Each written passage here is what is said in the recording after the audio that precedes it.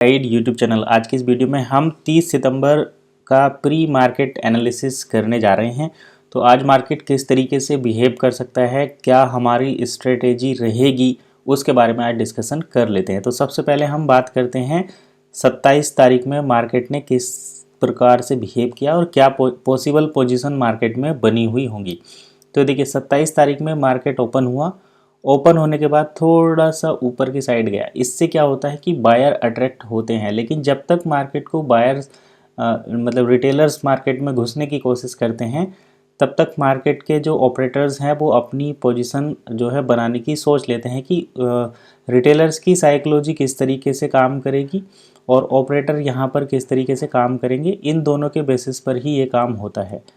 तो यहाँ पर देखिए सबसे पहले जैसे ही मार्केट ओपन होकर ऊपर की तरफ चलना शुरू किया, यहाँ पर ऑपरेटर ने अपनी पोजीशन बनाई और इसमें यहाँ पर जो पोजीशन बनेगी वो बाइंग और सेलिंग दोनों की पोजीशन बनती है रिटेलर्स के द्वारा।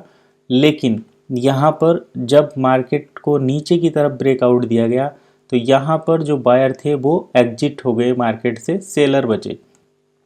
अब यहाँ पर फिर मार्केट में कंसोलिडेशन हुआ तो यहाँ पर फिर मार्केट में बायर और सेलर ने घुसने की कोशिश की, लेकिन मार्केट ने फर्दर ब्रेकआउट नीचे की साइड दिया तो बायर यहाँ से एग्जिट हो गए, सेलर यहाँ पर भी हैं, सेलर यहाँ पर भी हैं। अब हम बात करते हैं जब मार्केट यहाँ पर 54,200 का लेवल ब्रेक कर दिया और मार्केट यहाँ पर 54,000 का लेवल को भी ब्रेक कर दिया। उसके बाद मार्केट 53,950 और 53,800 के बीच में मार्केट यहाँ पर फंसा। तो यहाँ पर बायर एंड सेलर दोनों पोजीशन बनाएंगे। अब देखिए इस कंडीशन में क्या होता है, जब मार्केट इतना गिरता है तो बायर्स यहाँ पर कम आने की कोशिश करते हैं, लेकिन सेलर यहाँ पर आते हैं। तो यहाँ पर सेलर बैठे हैं, यहाँ पर सेलर बैठे हैं और यहाँ पर बायर और सेलर दोनों हैं। तो जब मार्केट में इस टाइप का कंसोलिडेशन होता है, उस कंडीशन में क्या होता है कि या तो ये वाले सेलर अपनी पोजीशन बनाकर यहाँ से निकल जाते हैं, क्योंकि इतने यहाँ पर जो रिटेलर खरीदेंगे उन्हें भी कोई माल बेचने वाला चाहिए। तो ये जो सेलर हैं अगर इन्होंने यहाँ पर अपना सामान बेच दिया है तो यहाँ पर हो सकता है कि सेलर निकल गए हों, बायर ही हों, सेलर निकल गए हों, बायर हों, लेकिन हमें ये बिल्कुल पता नहीं है कि यहाँ पर बायर हैं या सेलर हैं। तो हम ऐसी कंडीशन में ये कंसीडर करेंगे कि यहाँ पर बायर भी है और सेलर भी हैं। तो उसी के बेसिस पर हम मार्केट को जो है देख सकते हैं, अदरवाइज मार्केट हमारे साथ बड़ा गेम प्लान कर सकता है। तो हमें क्या करना है, चलिए मैं इसको और सिंप्लीफाई कर देता हूँ। चार्ट को थोड़ा छोटा करते हैं और उसके बाद डिटेल में समझते हैं कि किस तरीके से हम अपना ट्रेड प्लान करेंगे। तो जैसा कि हम देख पा रहे हैं यहाँ पर मार्केट में सेलर अवेलेबल हैं, यहाँ पर सेलर अवेलेबल हैं, यहाँ हमें पता नहीं है कि बायर और सेलर दोनों हैं। तो ऐसी कंडीशन में ये 54,000 से नीचे है ये वाला लेवल, ये लेवल यहाँ पर है और ये लेवल यहाँ पर है। अब यहाँ पर हम सेलर इसलिए कह रहे हैं क्योंकि यहाँ पर बायर के स्टॉप लॉस हिट हो चुके हैं और वो निकल चुके हैं।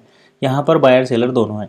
तो ये 54,000 का यानी कि ये 54,000 का स्ट्रॉन्ग नंबर है, यहाँ पर आप देख रहे हैं।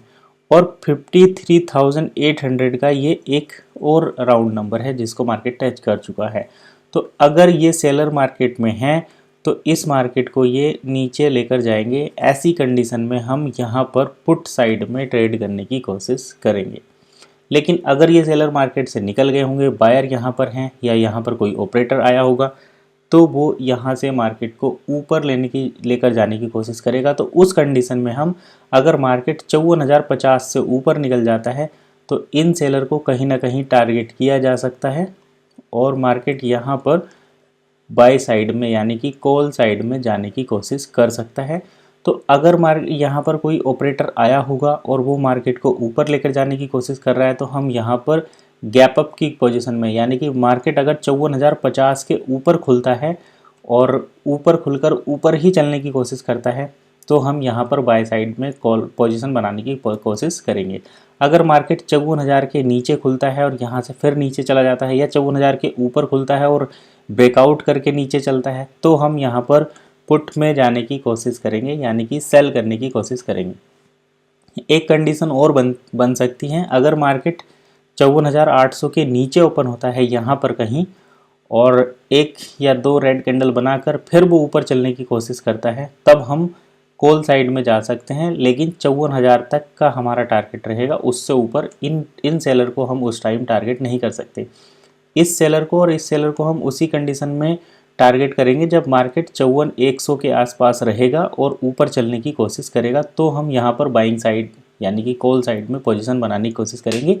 लेकिन अगर मार्केट 54,800 के नीचे 750, 750 या 720 के आसपास ओपन होता है और फिर ऊपर चलता है, तो भी हम यहाँ पर केवल यहाँ जो बायर हैं इनको टारगेट करने की कोशिश करेंगे, और क्योंकि इन्हें तो ऑलरेडी टारगेट कर चुका है मार्केट गैप डाउन ओपन होकर, और ये जब अपना प्रॉफिट बुक करेंगे तो एक दो रेड या ग्रीन बड़ी कैंडल बन सकती हैं, बाकी मार्केट ऊपर चलने की ही कोशिश करेगा। 54,000 का जो स्ट्रॉन्ग रेजिस्टेंस या सपोर्ट कह सकते हैं, उसको हम आज कंसीडर करेंगे अगर मार्केट गैप डाउन या फ्लैट ओपन होता है तो, और उसके बाद प्राइस एक्शन बनने के बाद ही ट्रेड बनाने की कोशिश करेंगे। तो इसी तरीके से आज मार्केट रहने वाला है, देखते हैं मार्केट किस तरीके से बिहेव करेगा। फिलहाल इतना ही, मिलते हैं नेक्स्ट वीडियो में, तब तक के लिए कीप वॉचिंग एसेट गाइड।